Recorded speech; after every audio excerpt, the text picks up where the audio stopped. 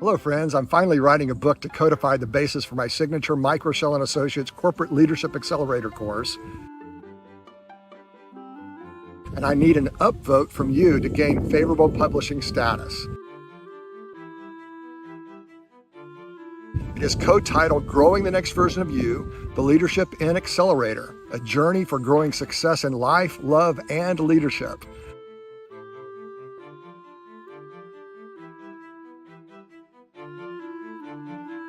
Greetings and welcome to the Growing the Next Version of You show.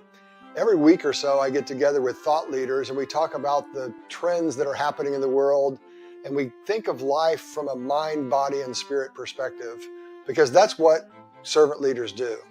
So join me.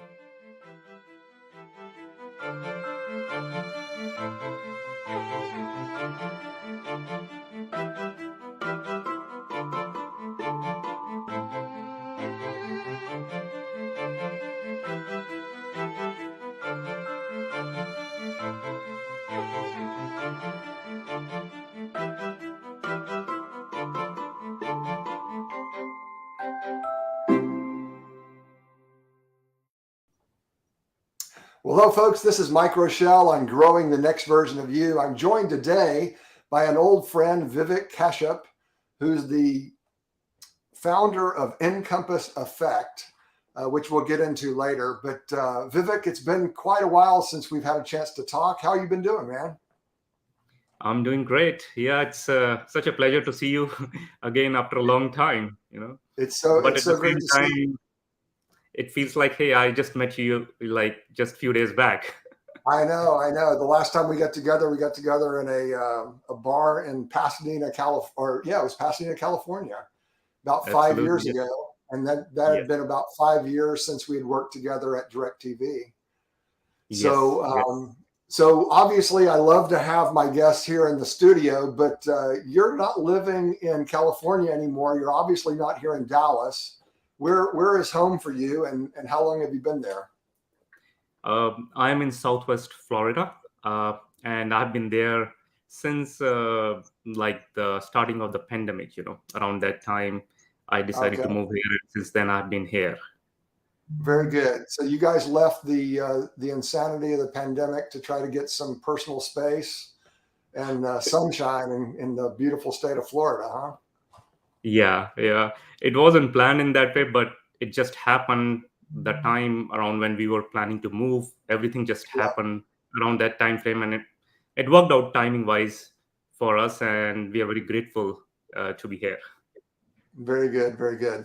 Well, you and I met back when I was a consultant to DirecTV with Mike Rochelle and Associates, and we were doing, I think it was Crucial Conversations, was the program that you and I and Elise and a couple of other people were working on. We called it Fearless Conversations back at in the DirecTV days. Those were great days. We had a blast doing that. And back then you were single, I believe, correct? Yes, that's true. I Yeah, could yeah, have fewer conversations then. yeah, exactly. And even then, though, a decade ago, you were already into mindfulness and had begun some classes there at DirecTV to help people become mindful. So, kind of just off the cuff, what are the 3 tips that you would give for somebody from a mindfulness perspective to have a successful 2023? So the very simple thing about mindfulness is treat mindfulness as uh, as a regular part of your life, just like you go to gym and work out so that your body is stronger. Yeah, Similarly, mindfulness is a gym for your emotional and mental faculties. yeah, So imagine if you have a great body, but you don't have a great strength or resilience at a mental and emotional level, you will not be able to enjoy your life. So treat it as part of your day-to-day routine, and you can keep it very simple. Like you can do 1 minute of mindfulness, like a mindfulness breathing. 1 minute, it helps. I put my alarm at the top of every hour, and I just take 1 minute off. All I do is just sit and practice just simple mindful breathing, and every minute counts. So by the end of the day, I'm still refreshed. I'm not that tired. And the third thing is, understand that mindfulness is agnostic of any particular belief or faith. You, no Right. matter where you are, whichever culture, religion, faith you're following, you can still inculcate in your day-to-day life. And in my personal experience, mindfulness has helped me become a better person in my own faith. So you could become a better Christian, better Buddhist, better Hindu, whatever it is. So it seamlessly ties inside, in your day-to-day routine, and overall you become more resilient, and Right. you know how to manage your stress better. And in this world, we need both of these qualities. Definitely. Well, thank you. And for those of you who know, he didn't know I was going to ask that question, so that was from the heart. So I appreciate that, Vivek. This is a mind, body, and spirit show by nature, right? I basically just bring leaders that I know to kind of share about who they are, where they came from, and then at the end of the conversation, we'll get to kind of how you're getting into mindfulness and all those things, what you and your wife are doing with Encompass Effect and things like that. So, Vivek, we had great experiences in helping the entire IT organization at DirecTV understand how to use their strengths in combination with crucial conversations to make it a better place to work and things like that together. Like I said, you were already doing mindfulness with everybody back then as well.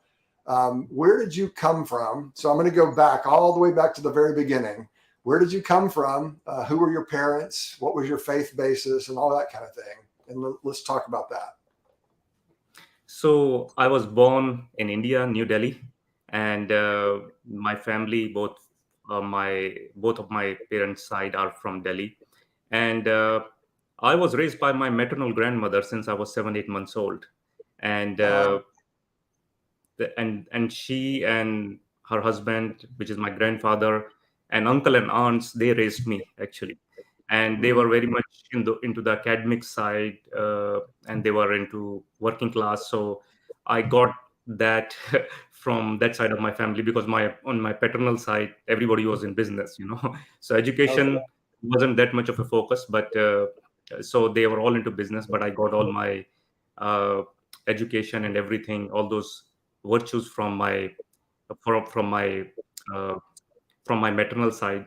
And my Okay. grandmother was a very religious person, so I was born into a Hindu family, and Sure. she would go for a lot of these, in India we used to call it satsangs, which are basically singing, religious singing. You would get together and sing together, just like we do here in churches, like gospels and all that.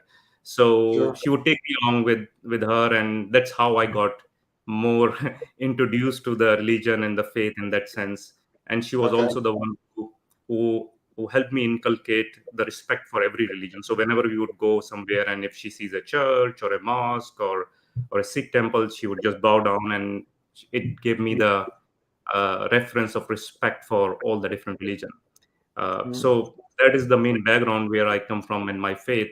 But I was always very inquisitive to understand more, rather than just taking a scripture and reading it and just taking it on the face value. I was always looking to understand, and how do I actually make these teachings, which are wonderful teachings, as part of my life in a very practical form.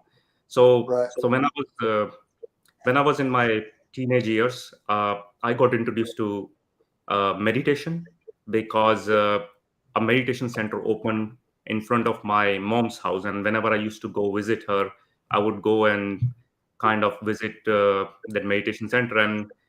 And in India, when you have neighbors, they are real neighbors, means you can't escape them. They're part Right. of your life. So that's how I got introduced. And but I was a teenager. I was interested, but not really that much getting into meditation at that age. But when I started doing my job in my early 20s, and I moved out of my hometown, New Delhi, to Hyderabad. I joined a software development company, and that's when I thought, like, okay, I can focus a little bit more. And around the same time, I got introduced to this wonderful book, Seven Habits of Highly Effective People by Stephen Covey. And I Right. would take his lessons and try to implement them. And it used to work good for a short while. And after some time, I would see its power is no longer in the same way as I would like it to practice and inculcate more in my life.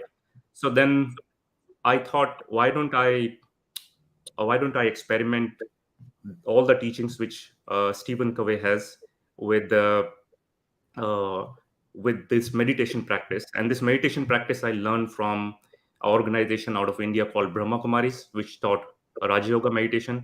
And this organization is the only organization where the spiritual heads are women. So unlike Mm, a lot of places in India where everybody is very male dominated, this was a female dominated, a female led organization. So I started experimenting his teachings with mindfulness teachings, which I learned from there and the practice, and I saw better results. And I thought, okay, this is the right way to put everything into perspective because it has helped me inculcate these very practically. And interestingly, after a few years, Stephen Covey wrote another book, which was called Eighth Habit.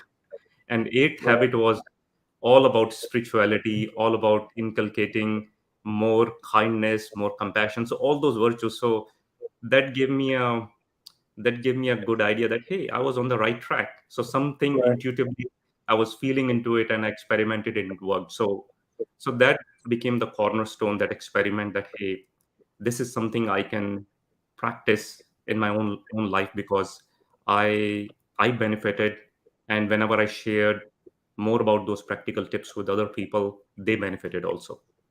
Right. So I practiced for a So while. Yeah.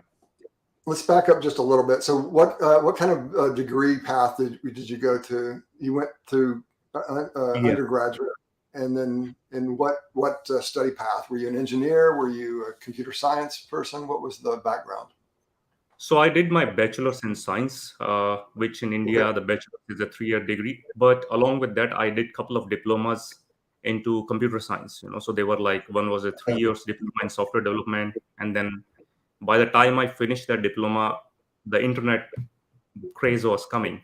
So I did another Sure. diploma which was focused on web related development and all of those. So that was on my technical side, my background and my education side. Yeah. Okay. And then while you were learning about Covey and applying meditation to it, were you already here in the States, or were you still in India at that point? I was still in India at that time. I was working Okay. in Hyderabad, and then I worked for another company out of Bangalore. So both of these places I was working. Yeah. Okay. All right. Sorry. So go back into the flow. Sorry about that. Just wanted to No, fill in that for me. that's good because it gives both sides of the perspective. Yeah, My exactly. Yeah.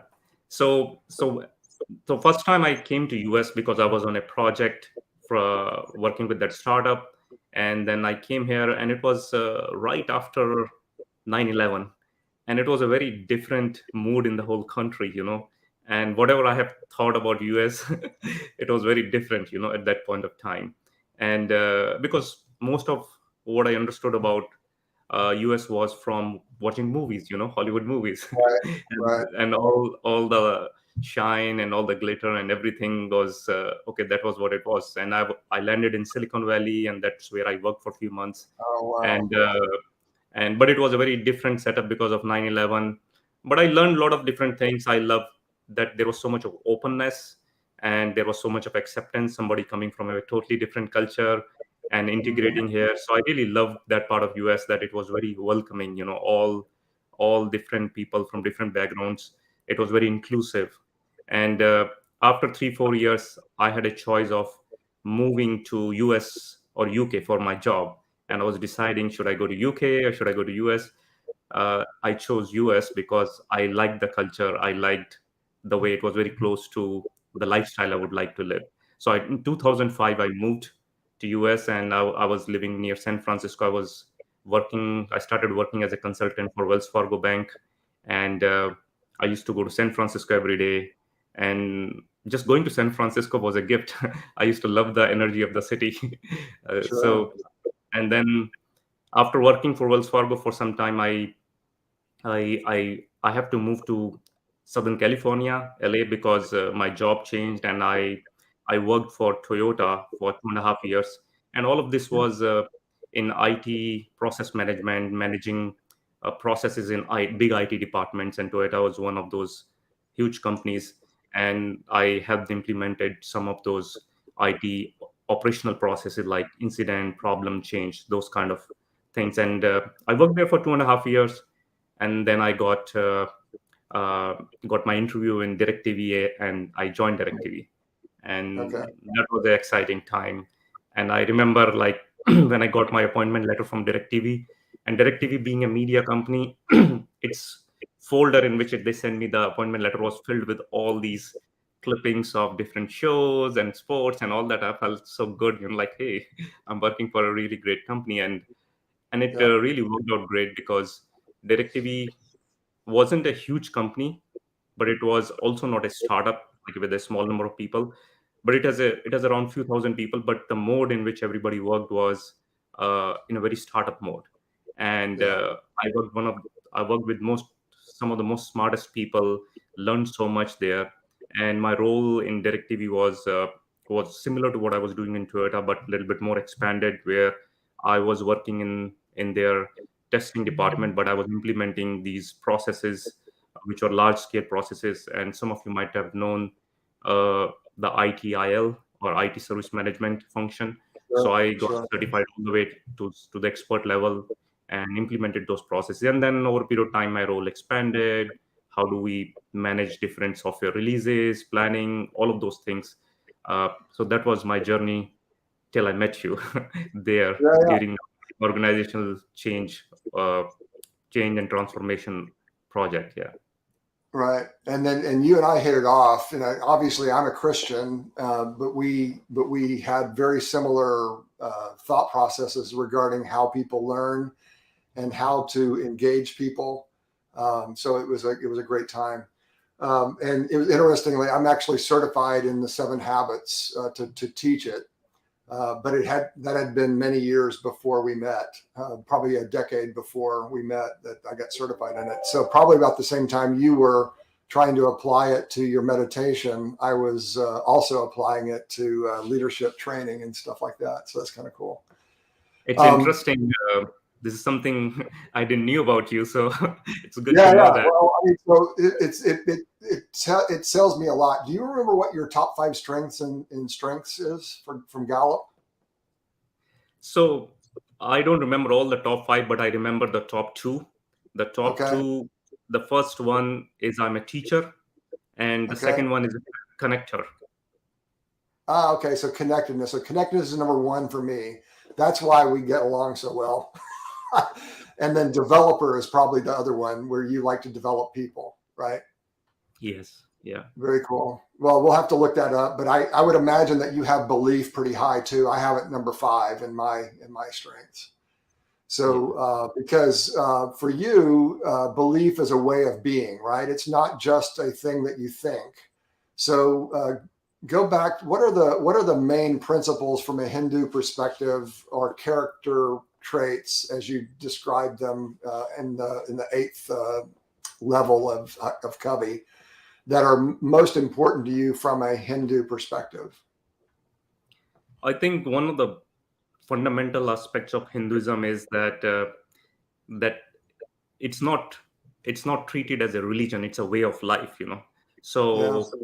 So it's like, hey, whatever you're doing, even though these days people do practice it as a ritual, but there is a deep scientific meaning behind every ritual which was taught to us. Right. So one of the thing which is like, there is reverence for every life form.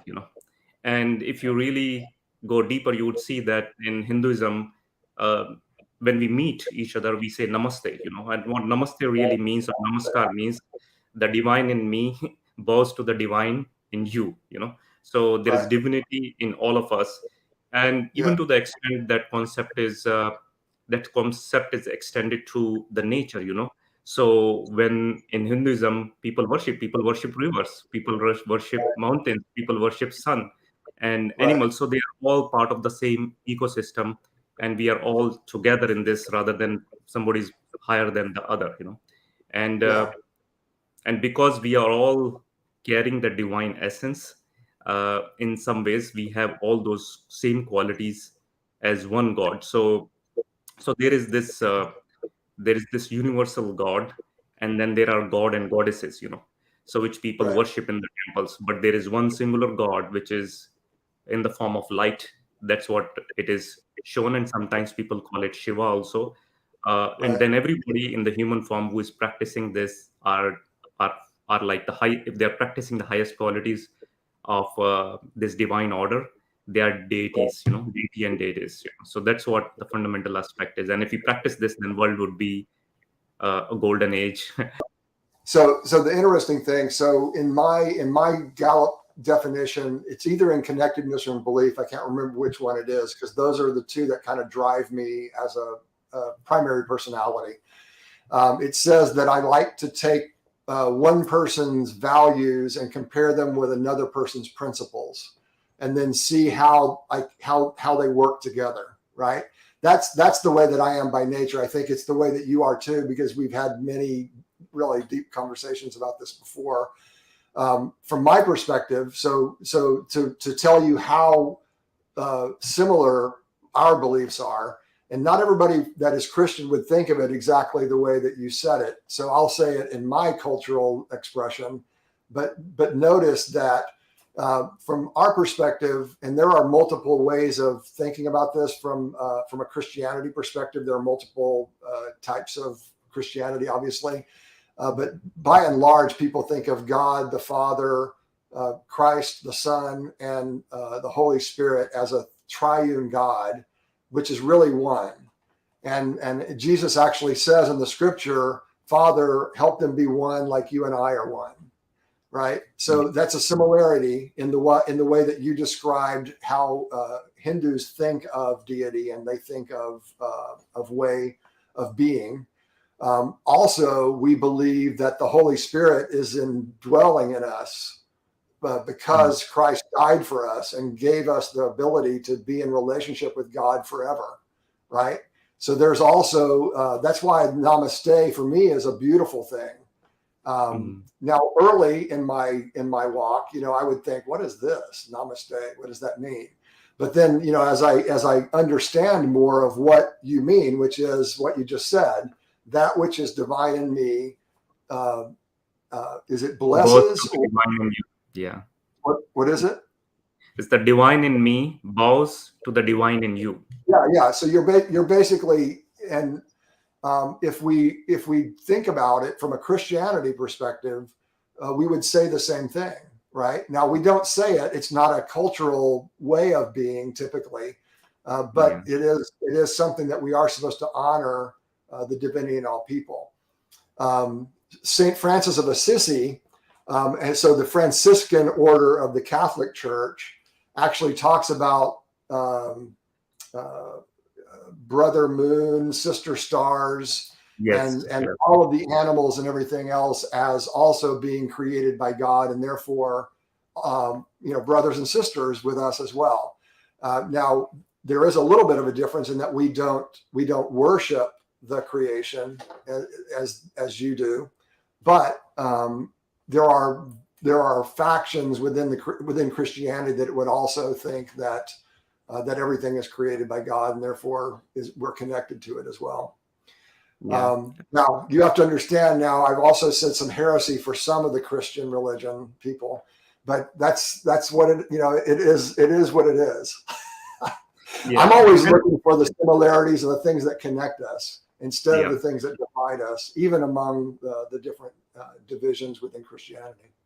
Yeah, and you're absolutely correct, because when I started implementing all these lessons in a practical form, and when I looked into other religions and other cultures, I found there were so many similarities, and as you, instead of just following the rituals, if you go into the essence of each religion and its teachings, which makes Right. it more spiritual, or in Christianity you can say towards the mystic form, everything becomes more simpler, and the lessons are universal in nature.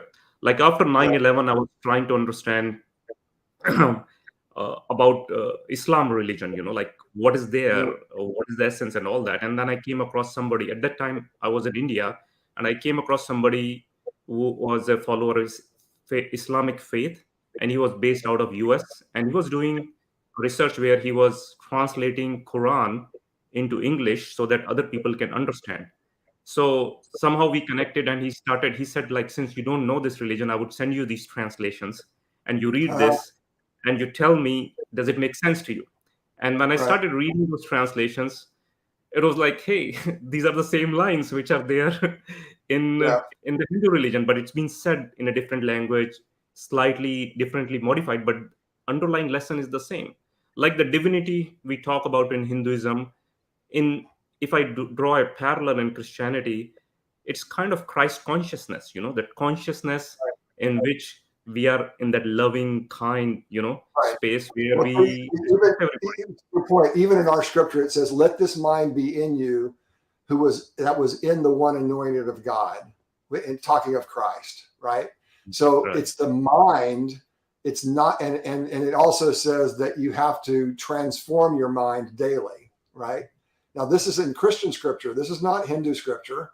So, but we don't see that similarity automatically. It has to be pointed out. What Right. is the Gita that Oppenheimer quoted whenever he saw the atom bomb and he said, "I have become death"? What is the name of that Gita? Is it Bhagavad Gita? Is that how It's you called pronounce Bhagavad, Bhagavad, Bhagavad Gita. it? Bhagavad Gita? Yeah. So In English, I've it read, simply means the song of God, basically. yeah. Well, when I read that, I am astonished that the things that he is saying, and I can't remember the main character. What's the name of it? Krishna. Krishna. Krishna is telling Krishna it to is saying, Arjuna. Yeah. Krishna says things that are almost exactly what Christ says in the Bible, right? And I'm talking about the Bible that has been purified and sanctified by churches for 2,000 years, right? The thing about it is that document was written about 1,000 years before Christ, right? Yes. So Yes. the mind though of God has always been as the creator of everything, right? So it's not a surprise to me that that mind comes out in the various ways that we as people see them or him or her, depending on which religious culture you have. Yeah.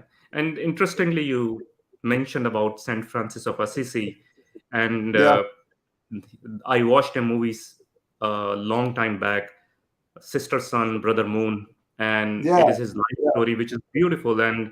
Uh, and in my backyard, I have a statue of Saint Francis of Assisi. And oh, really? when I went to Italy, I went to see the church, and that Yeah, church where his tomb is in the basement. That place is so powerful. He passed away around 800, 900 years back, and that space is still vibrating with that loving energy. I could feel it there. yeah, So yeah.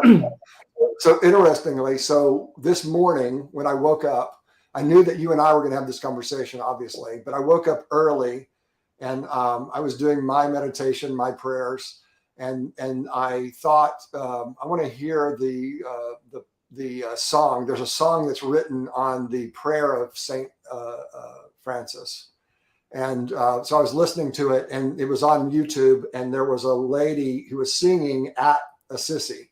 So likewise, I was telling my wife today that you and I were talking, and I said, the thing about it, if I look back, as I was meditating on it this morning, as I look back on my life, I think the summer trip or it was a fall trip that we took to Italy, whenever we went to see Assisi, there was such peace in that place. And there are places that, so I've been to Rome, I've been to Jerusalem, and in Jerusalem, I was overwhelmed.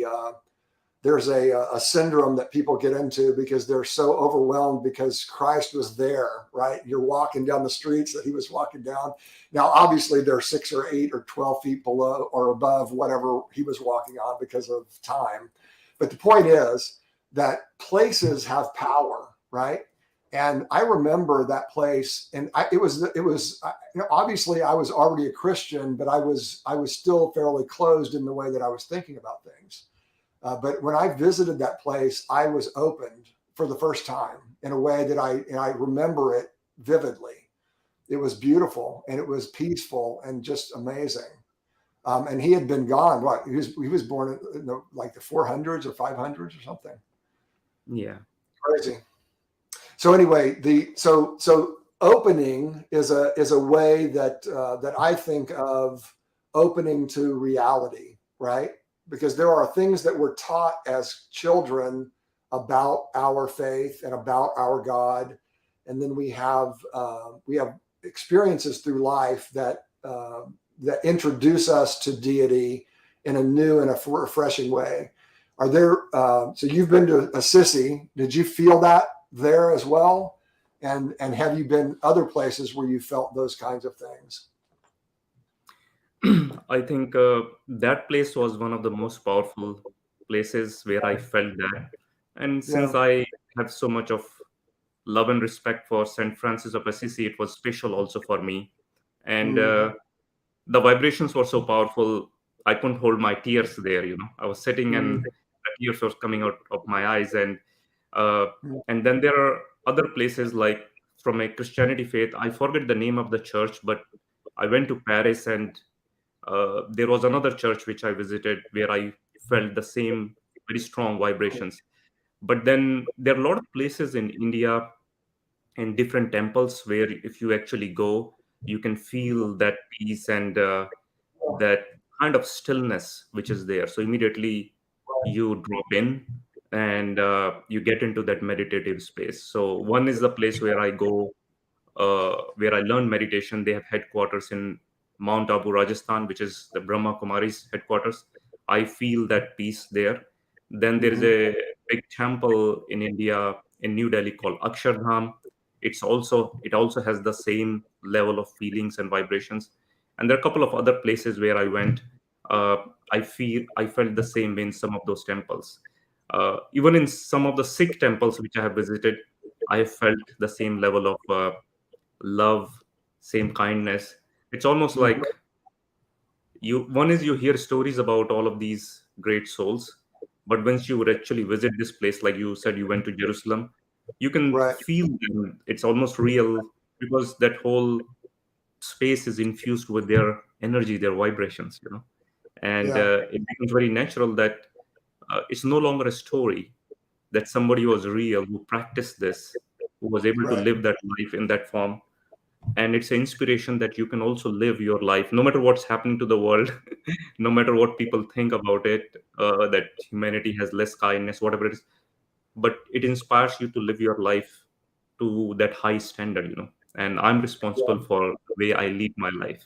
So I Yeah. feel it's possible. Yeah, I'm trying to think of the guy that I was just listening to this morning. I think it's Mumby is his last name, but I want to get the full name. Dr. Keith Scott Mumby. I was listening to a forgiveness process. It's a guided meditation, and he said something that was powerful. He said if you feel that somebody has offended you, they haven't offended you. You just feel that they've offended you. And if you, in your own consciousness, decide that you're not going to feel offended anymore, then you can not be offended. You can let go of that. So it was in a forgiveness process. So basically what he's saying is that you're forgiving the person, but you don't have to talk to that person because they may not know that they actually offended you or did anything to you. Right. But what's you're hurting by continuing to hold on to that hurt is you're hurting yourself.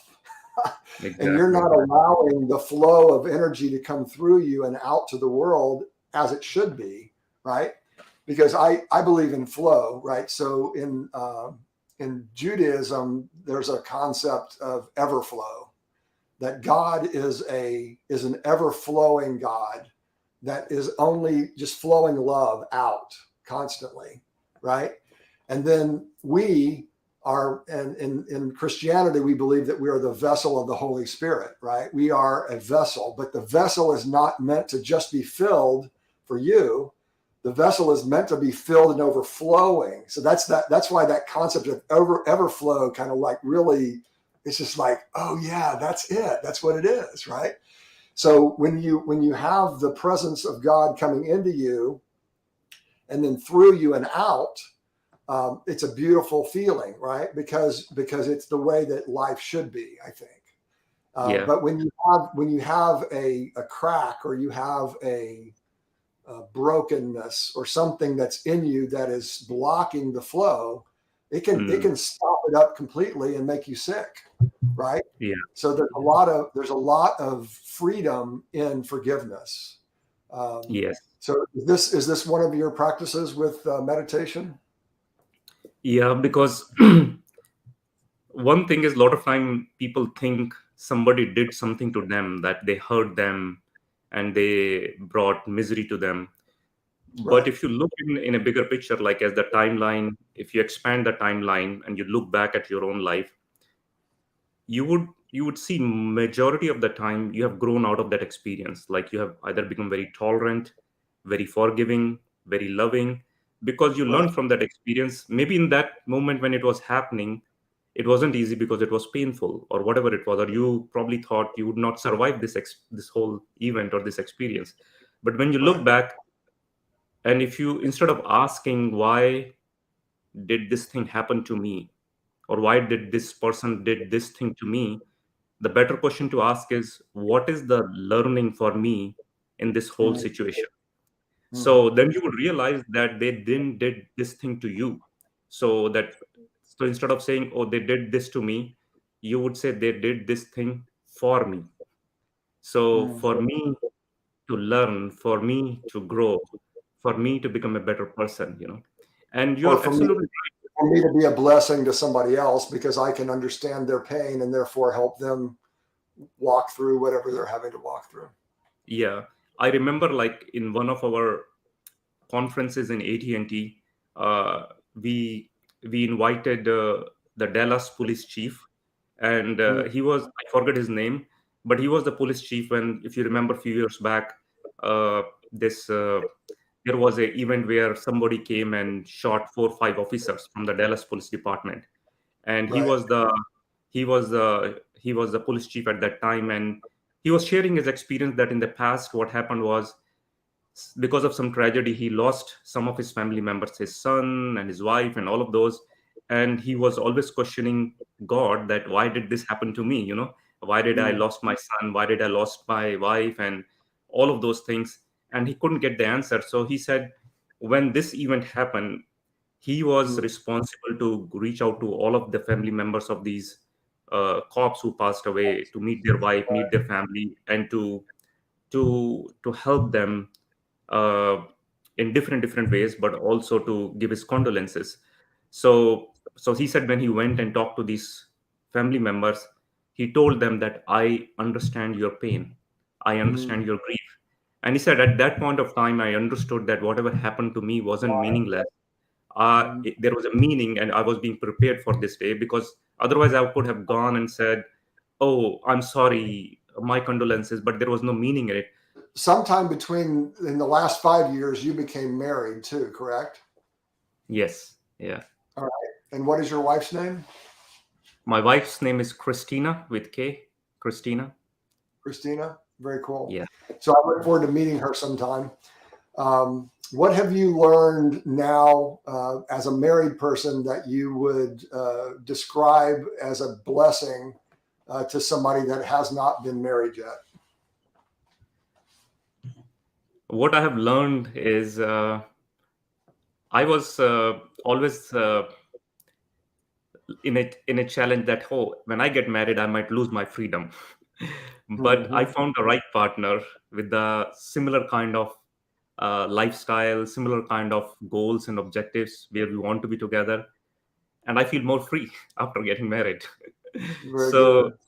so so the important thing is, if you find somebody who shares your vision, similar goals to you, or supports you in your goals, Right. then you feel more free, and we I also learned that every day it's a growing process, which means I have to focus on myself to become a better individual. And when I Yeah. do that, I would be a better husband, or better whatever relationship I am in with that individual. And because my wife is also on the same journey, she practices mindfulness, she teaches mindfulness, and we also, both of us, do retreats and group meditation teachings together. Uh, Sure. we are always working on each other. And then when we are always working on each other, we can have very honest conversation. Like if something Yeah. is there, Sure. like something is not okay, people tend to blame each other, like, oh, because of you I'm feeling upset or I'm feeling angry. But in our relationship, we have the space and capacity to say, hey, you're responsible for your own happiness, but something in you is triggered because of the way I said things, or whatever it is. That's the thing you have to check in yourself and see how Right. you can heal that or take care of that. And then we support each other in helping them overcome that challenge, whatever that challenge is, whatever that healing is. So Sure. understanding that I am here responsible for my happiness, and if I'm happy myself, I can extend that happiness to other person, and together we can have a happy household. It's not always great. There would always be challenges, but the way we Yeah. handle it is the most important thing. Yeah. That's very So cool. number one, I That's learned how to be more free, and number two, that I'm responsible for my happiness, and we can support each other in creating more happiness. definitely. Well, awesome. Well, I'm happy for you for that. So I have had almost 32 years now together with my wife, and we didn't always understand what you just said. I think we're getting better, right? Because we share connectedness and as a strength, but then we go the opposite directions from our other strengths perspective. So but it is a blessing. And one of the things, I think, the metaphors that I like the best is that your spouse is a mirror into your soul, because they know you sometimes better than you know yourself, right? And sometimes that can be interesting because especially when you're attempting to be a doer of your belief, right? You're not always perfect at being either. So Right. they can challenge you and in a good way to do that. So that's all pretty cool. One other thing I wanted to talk about. There's a gentleman that I've been working with. His name is Dr. Terry Smith, and he wrote a book called Core Story. I'm in the process right now of working with him to kind of get certified to be able to do this. But basically, the net of the whole thing is that he's been a psychiatrist for 40 years, a counselor for many years before that.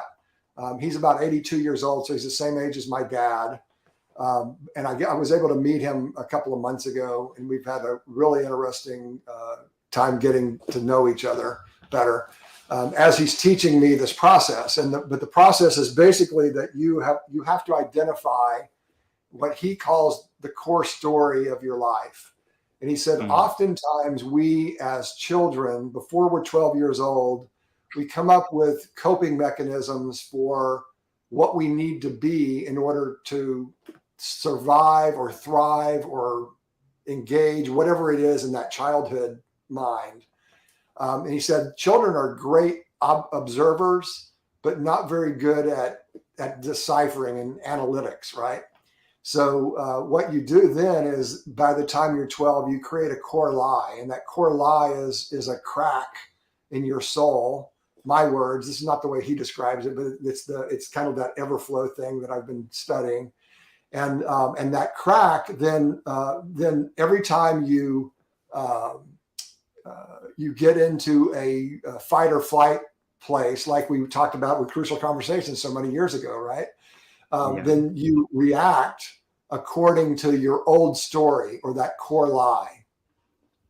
So, and then last weekend, my wife read a book, and the book is called The Science of Miracles. And the lady is a theologian, but she's also a quantum physicist, right? So she has kind of two different mindsets that she's looking at these problems with.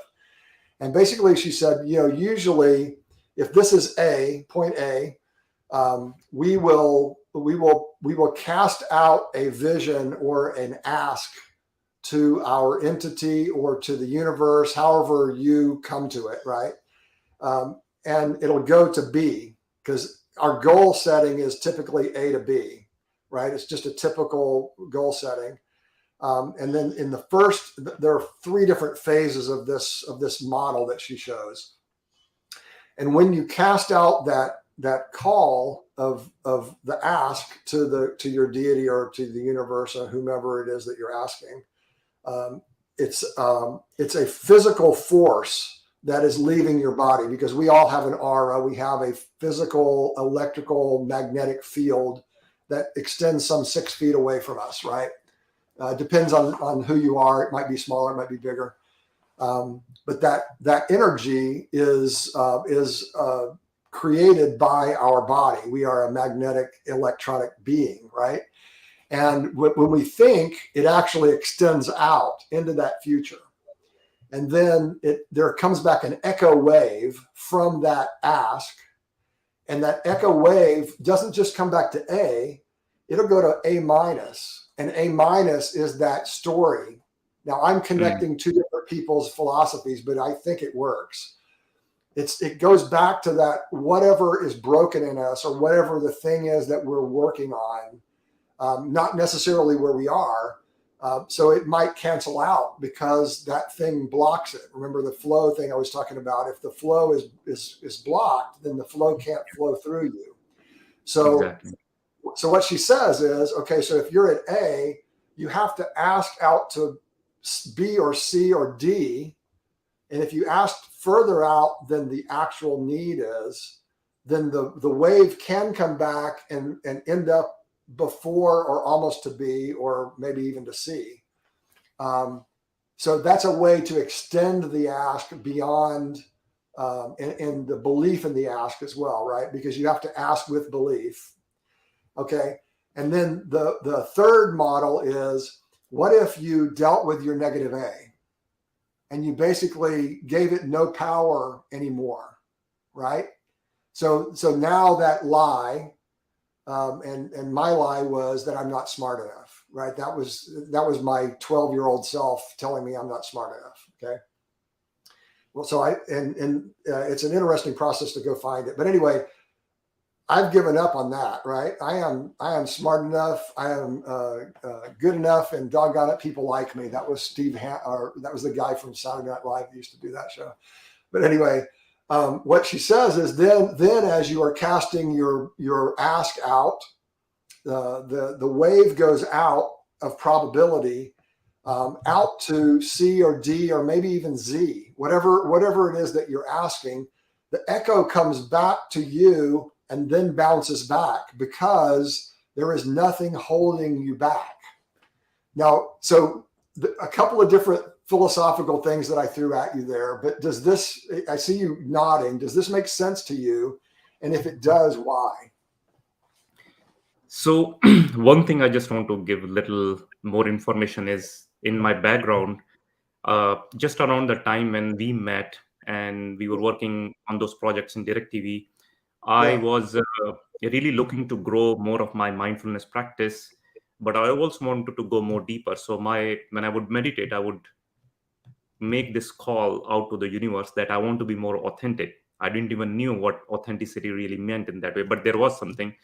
So, and then, long story short, I came across a coach who is based out of UK, and I learned with him this process called heart IQ, or heart intelligence, which is tapping into the intelligence of the heart. Some people in a very loose manner can say gut feeling or intuition, but it's much more deeper than that. So part of this whole process, is it the same as heart mind coherence? Is that the idea?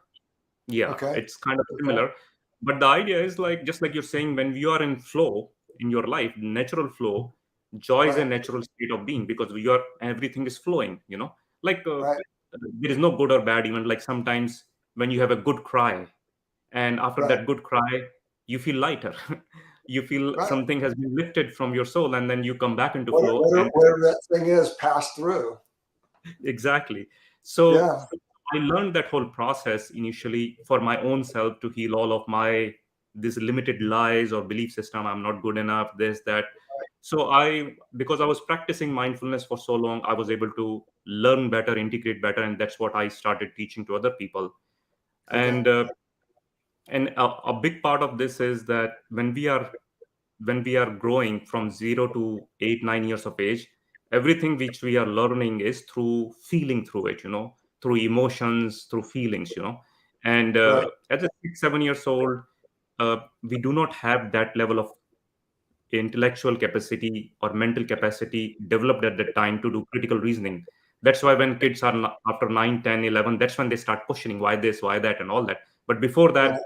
if they feel happy, they would go to that person where they feel happy and love, and if they don't feel happy or love, they would they would avoid that particular situation. So everything is feeling based. Right.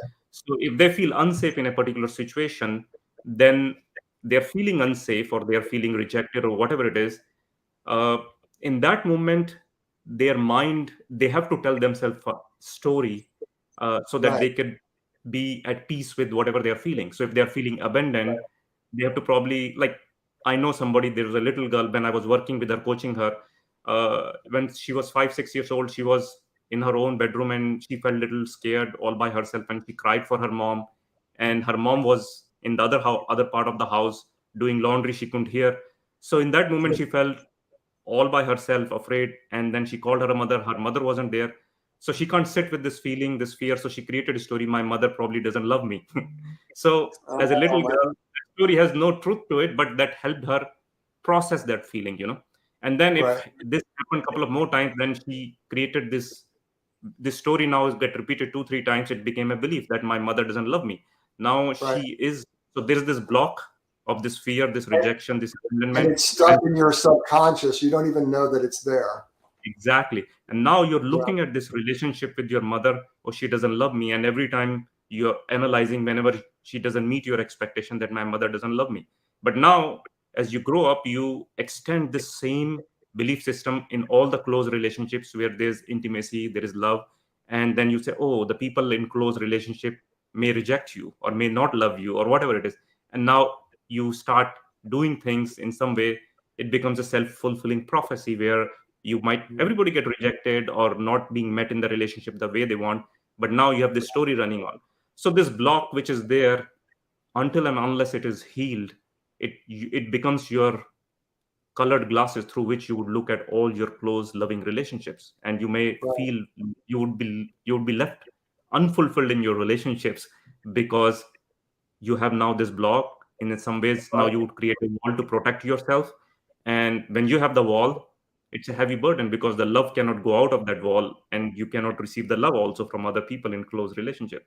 So in some ways, you have to work through it to heal that. And once you heal that, then you come back into flow, as you're saying.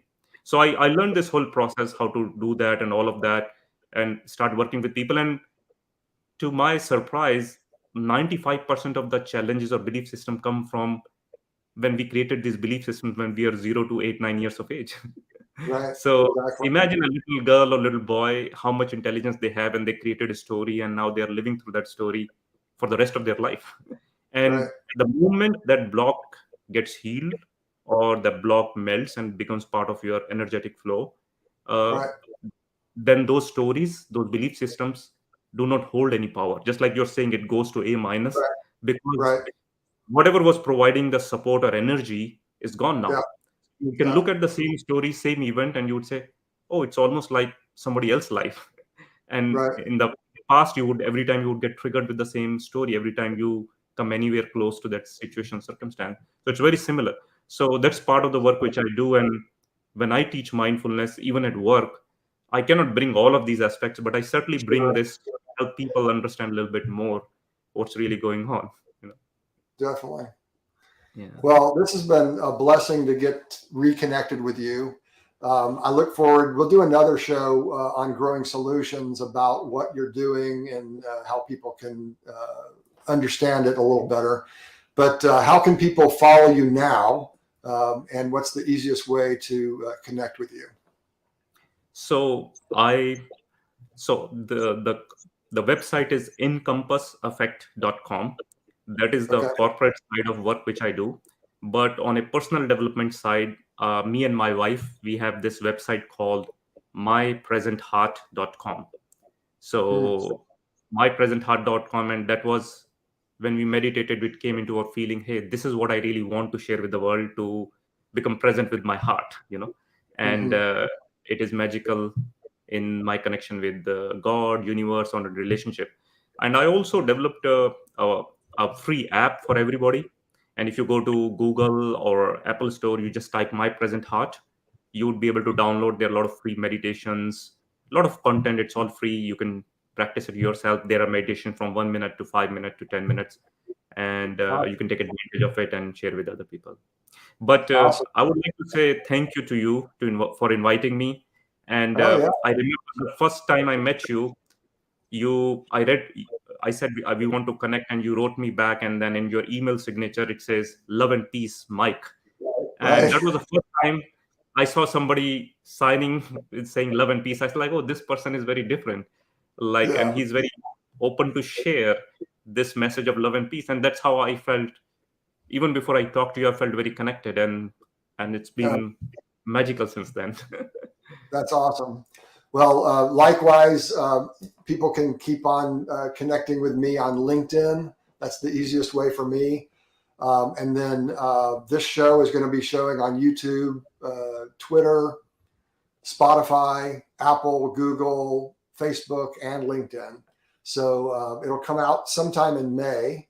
And then we'll have to, between now and then, meet again and do some of the things on growing solutions. So, growing the next version of you are interviews like this, just about people and their thoughts and their philosophies, and then growing solutions about how you get things done and the help that you can provide in the world. So, thanks very much, Vivek. I look forward to meeting you next time. And until then, we'll see you soon. Bye bye. Thank you, Mike. Thanks for inviting. Bye. Cheers. Bye, friends. Hello, friends. I'm finally writing a book to codify the basis for my signature Mike Rochelle and Associates Corporate Leadership Accelerator course. And I need an upvote from you to gain favorable publishing status. It is co-titled Growing the Next Version of You, the LeadershipN Accelerator, a journey for growing success in life, love, and leadership.